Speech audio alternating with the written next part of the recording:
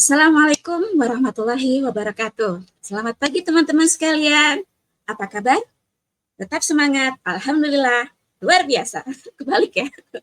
Selamat datang di Hexagon City Virtual Conference HCVC, sebuah konferensi virtual tahunan yang diselenggarakan oleh program Bunda Produktif dari Institut Ibu Profesional. Perkenalkan, saya Sri Widiawati dari CH Manajemen Diri, CH Kalacita. Pada kesempatan ini, kita akan membahas sebuah tema yang sangat dekat dengan kehidupan kita sehari-hari, yaitu mengatur diri di dunia yang serba cepat. Kita semua merasakan bagaimana hidup sekarang terasa lebih sibuk, lebih cepat, dan penuh tuntutan. Melalui sesi ini, kita akan belajar bersama bagaimana cara menjaga ritme diri sehingga kita tetap sehat, fokus, dan tenang meskipun hidup bergerak begitu cepat.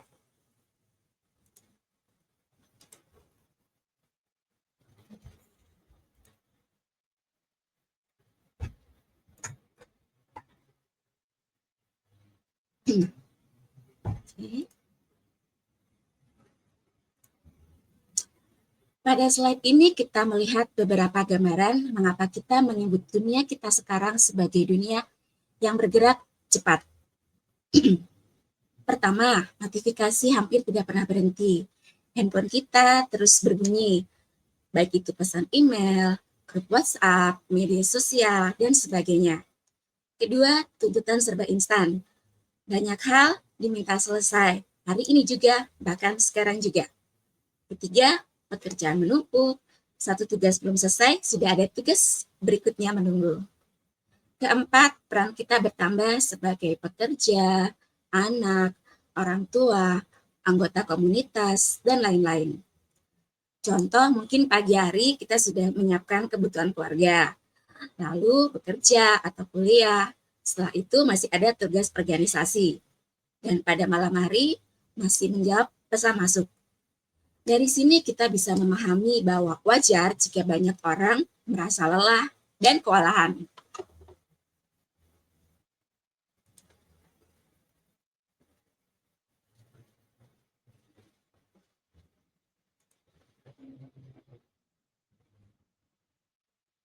Sekarang kita definisikan apa yang dimaksud dunia serba cepat. Yang pertama adalah perubahan terjadi secara konstan. Aturan, teknologi, dan tren baru muncul sangat cepat.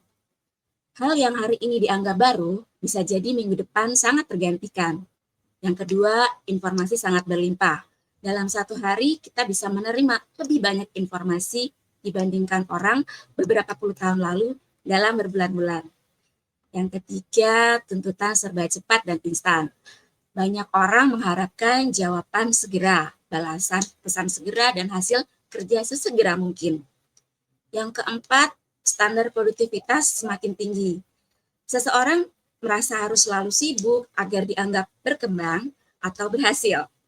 Misalnya, ketika kita membuka media sosial, kita melihat orang lain seolah-olah selalu produktif, selalu berhasil, dan hidupnya selalu teratur. Hal ini kadang membuat kita merasa tertinggal, padahal belum tentu demikian.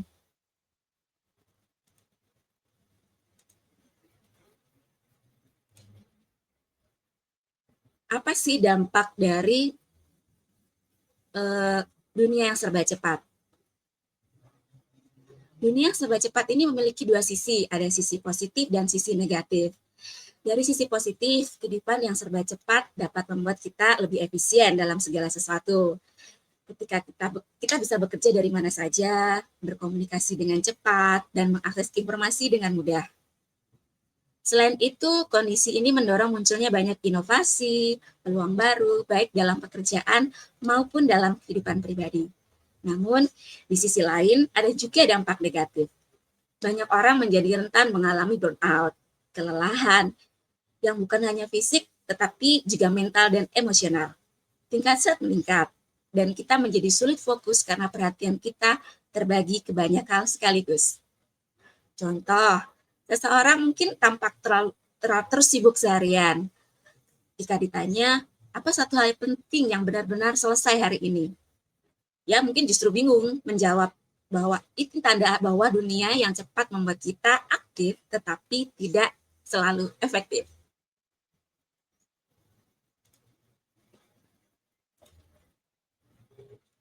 Mengapa perlu mengatur diri? Pertanyaannya, baik kita jawab pertama. Kita perlu menyadari bahwa dunia tidak akan melambat, hanya untuk menyesuaikan dengan kita. Perkembangan teknologi, tuntutan pekerjaan, dan perubahan sosial akan terus berjalan. Jika kita hanya mengikuti arus tanpa pengaturan diri, kita akan mudah kewalahan, lelah, bahkan kehilangan arah. Karena itu, mengatur diri berarti kita menjaga ritme hidup agar tetap sehat, seimbang, dan sesuai dengan nilai-nilai yang kita yakini. Contohnya, orang yang mampu mengatur diri bukan berarti orang yang mengerjakan semua hal, tetapi orang yang tahu mana yang harus dikerjakan sekarang, mana yang harus ditunda, dan mana yang perlu ditolak dengan baik.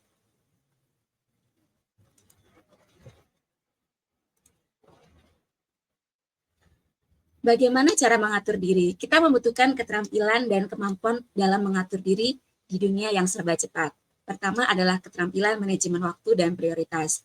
Bagaimana kita mengatur jadwal dan menentukan mana yang paling penting. Kedua, keterampilan adaptasi, belajar berkelanjutan, kemampuan menyesuaikan diri dengan perubahan dan terus mengembangkan diri. Ketiga, disiplin, fokus, dan konsisten. Menjaga komitmen pada hal yang sudah kita tetapkan. Dan kelima, pola pikir dan refleksi diri. Cara kita memandang hidup dan kebiasaan kita untuk mengevaluasi diri setiap hari, itu yang akan kita bahas satu persatu setelah slide ini.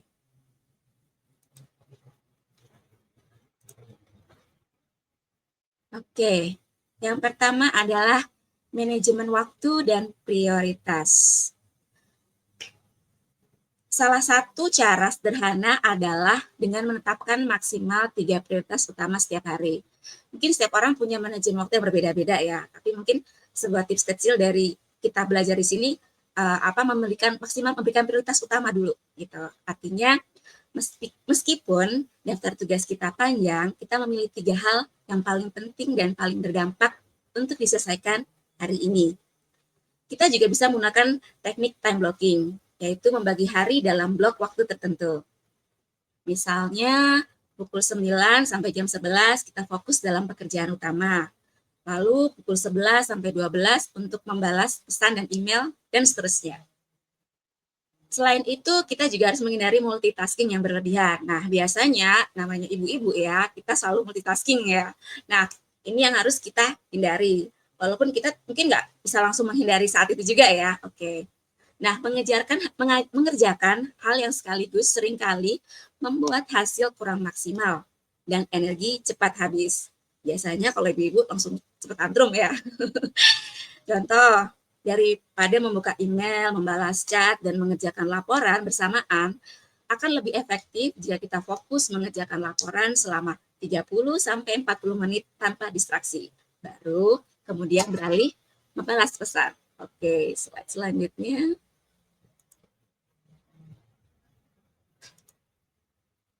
Yang kedua adalah adaptasi dan belajar berkelanjutan. Nah, di dunia yang serba cepat, kemampuan beradaptasi menjadi sangat penting.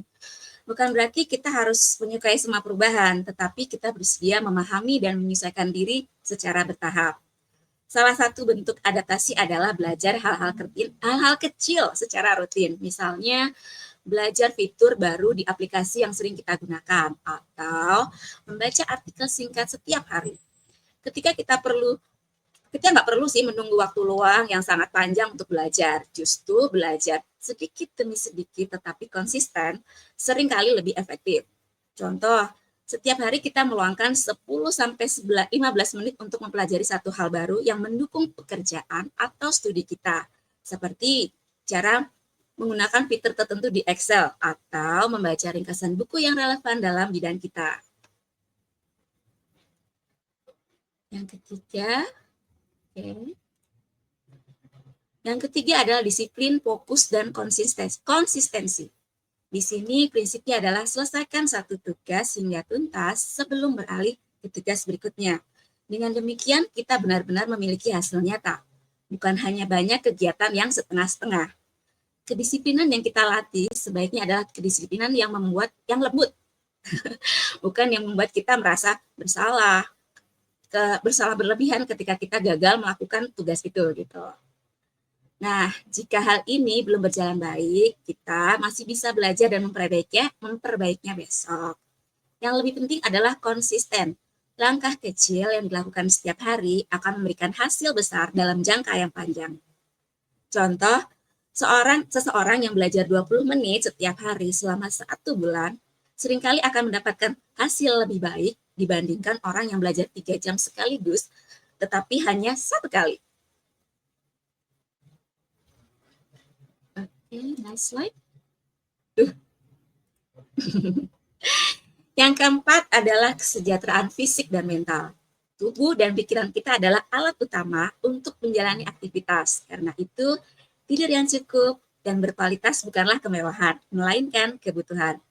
Kita juga perlu menjaga energi melalui pola makan yang baik, aktivitas fisik, meskipun aktivitasnya sederhana seperti berjalan kaki atau peregangan ringan. Selain itu, perlu sesekali melakukan digital detox kecil. Misalnya, tidak menyentuh gadget atau gawai selama 15-30 menit sebelum tidur, atau mengambil waktu tanpa layar di tengah hari. Contohnya, ketika kita kurang tidur dan terus-menerus melihat layar tanpa jeda, kita cenderung lebih mudah marah, sulit fokus, dan keputusan yang diambil pun kurang jernih. Sebaliknya, ketika tubuh kita cukup istirahat, tugas yang sama bisa terasa lebih ringan. Next. Okay. Nah, selanjutnya yang kelima adalah pola pikir dan refleksi diri. Pengaturan diri tidak hanya soal jadwal dan tugas, tetapi juga cara kita memandang hidup. Di tengah dunia yang cepat, kita perlu mengembangkan pola pikir bahwa kita selalu bisa belajar dan memperbaiki diri. Salah satu cara yang sederhana adalah refleksi harian. Misalnya setiap malam kita meluangkan waktu beberapa menit untuk menjawab 3 pertanyaan. Contoh, apa yang berjalan baik di hari ini? Apa yang paling menguras energi saya hari ini? Apa satu hal kecil yang bisa saya perbaiki besok? Nah, karena kita menyadari bahwa hal yang menguras energi hari ini adalah kebiasaan membuka media sosial setiap kali kita bosan. Nah, kita membuat refleksi nih. Besok kita mencoba menggantinya dengan aktivitas lain yang lebih menenangkan. Seperti membaca sebentar atau melakukan peregangan tubuh. Oke, yang keenam. Cara menghadapi dunia yang cepat. Setelah memahami keterampilan dan kemampuan menghadapi dunia yang serba cepat, sekarang kita lihat beberapa cara praktis menghadapi dunia yang serba cepat. Pertama, kita harus menerapkan momen slow living, yaitu melambat sejenak dan hadir penuh dalam aktivitas yang kita lakukan. Misalnya saat makan, kita benar-benar menikmati makan tanpa sambil terus memeriksa ponsel. Kedua, mengurangi notifikasi yang tidak penting. Kita bisa mematikan notifikasi dari aplikasi yang tidak esensial agar fokus kita terjaga. Ketiga, mengambil jeda 1 menit untuk bernafas sebelum melakukan aktivitas, terutama ketika kita mulai merasa tegang dan kewalahan. Mungkin saya tegang ya, jadi harus tarik nafas dulu. Oke. Keempat, melindungi waktu pribadi atau me time walaupun sebentar. Di waktu itu kita melakukan hal sederhana yang menyegarkan seperti membaca, menulis, atau sekedar beristirahat tanpa distraksi. Contoh, kita membiasakan diri untuk membuka chat pekerjaan setelah pukul tertentu. Di malam hari biasanya ya, kan biasanya malam hari itu suka ada tuh pekerjaan-pekerjaan. Nah, kita mungkin membatasi itu. Kecuali hal-hal yang darurat, nah maka kita bisa membalas. Hal ini membantu menjaga keseimbangan antara kehidupan pribadi dan pekerjaan. Termasuk ketika kita berorganisasi ya teman-teman ya. Oke, next.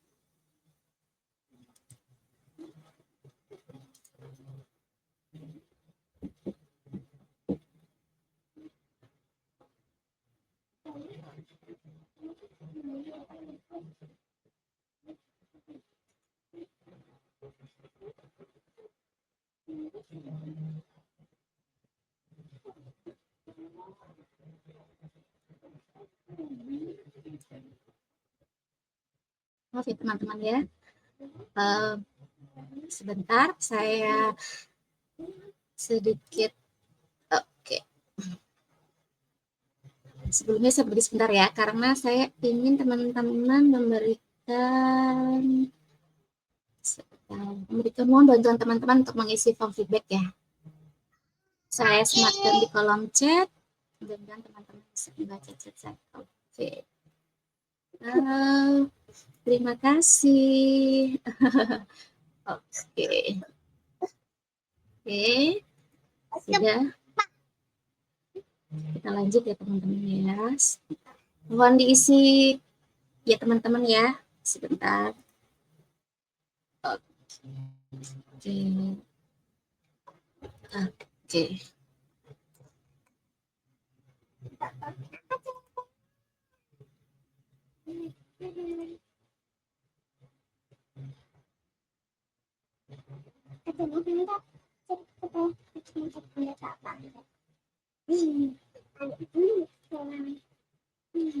Oke, mari kita lanjut. Maaf ya teman-teman ya. Oke. Nah, kesimpulan. Ada 3 pesan utama yang perlu kita ingat. Pertama, dunia yang cepat bukan musuh kita. Banyak peluang baik yang muncul dari perkembangan ini. Kedua, yang perlu kita jaga adalah ritme diri. Kita yang menentukan kemana perhatian, waktu, dan energi yang kita arahkan. Mungkin ya, banyak teman-teman yang sudah kemarin live itu banyak tentang manajemen waktu, manajemen diri yang macam-macam lah. Nah, itu bisa diaplikasikan ke dalam bagaimana kita ini mengikuti dunia yang serba cepat ini gitu. Aduh, ribet ya ngomongnya. Oke, jadi sampai 2 adalah ketiga, ketenangan adalah keterampilan. Artinya, ia bukan sekedar bakat, tetapi sesuatu yang bisa kita latih melalui kebiasaan kecil setiap hari. Dengan memahami hal ini, kita tidak lagi sekedar terseret oleh dunia yang cepat, tetapi belajar menapaki langkah dengan lebih sadar. Oke. Oke. Nah, sekarang saya ingin mengajak teman-teman memilih satu kebiasaan kecil yang ingin dimulai sekarang, setelah sesi ini mungkin ya. Nggak perlu banyak-banyak, cukup satu kebiasaan yang realistis, yang sesuai dengan kondisi masing-masing. Nggak usah ngoyo, tapi yang sedikit aja. Seperti di buku Atomic Habit, sedikit tapi konsisten, itu akan menghasilkan sesuatu yang luar biasa. Oke. Contohnya, seperti menulis 3 prioritas utama setiap pagi. Mungkin sudah ada yang melakukan ya, terutama teman-teman yang manajemen waktunya oke. Yang kedua adalah menjauhkan ponsel 15 menit sebelum tidur. Mungkin masih ada yang scroll, mau tidur? Oke, atau drakoran? Oke. Itu mungkin perlu dievaluasi juga ya. Termasuk saya. Oke. Yang ketiga adalah menarik nafas dalam 3 kali sebelum menjawab pesan yang membuat emosi. Nah, ini kadang kita ketika membaca pesan, ketika kita dalam kondisi yang tidak baik, nah biasanya itu kita sering emosi. Nah, berikan jeda, bernafas. Nah, itu akan meredakan emosi kita. Gitu. Nah, silakan dipikirkan dan kalau bisa dituliskan. Kebiasaan kecil inilah yang akan menjadi langkah awal kita dalam mengatur diri di dunia yang serba cepat. Oke.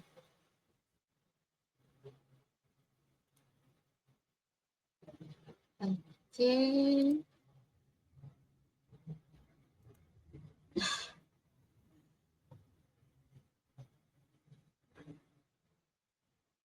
Oke, terima kasih banyak atas perhatian dan kebersamaan teman-teman selama sesi ini. Nah, saya berharap meskipun materi yang kita bahas hari ini sederhana, ada satu hal kecil yang bisa kita ambil dan praktekkan dalam kehidupan sehari-hari.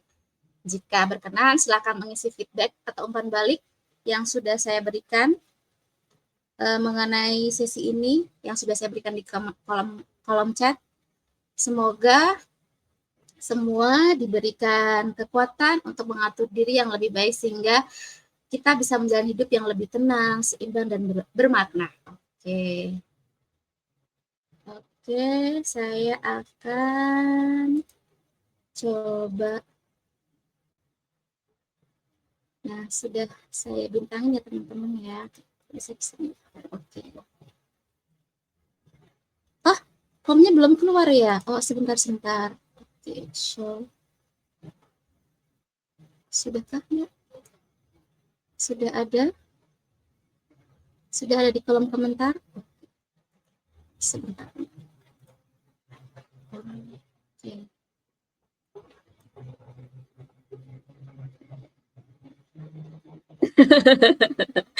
Oke. Ya, me time-nya teman-teman ya. Oh, terima kasih teman-teman Kala Cita yang sudah hadir. Terima kasih untuk support-nya. Oke, betul sekali. Kadang me time untuk ibu-ibu itu di malam hari ya. Tapi untuk menjaga kewarasan kita kadang harus ada diatur lagi gitu. Oke. Sebentar ya teman-teman untuk form feedback-nya. Oke. Belum keluar.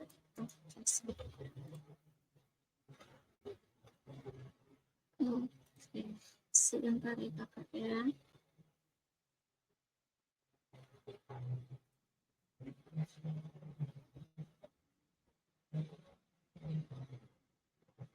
Oke. Terima kasih teman-teman yang hadir. Oke. Karena waktu sudah menunjukkan 9:07 ya. Mungkin ada yang mau. Terima kasih Mama Ocha. Oke. Nah? Oke, terima kasih Mbak Reza. Terima kasih. Oke.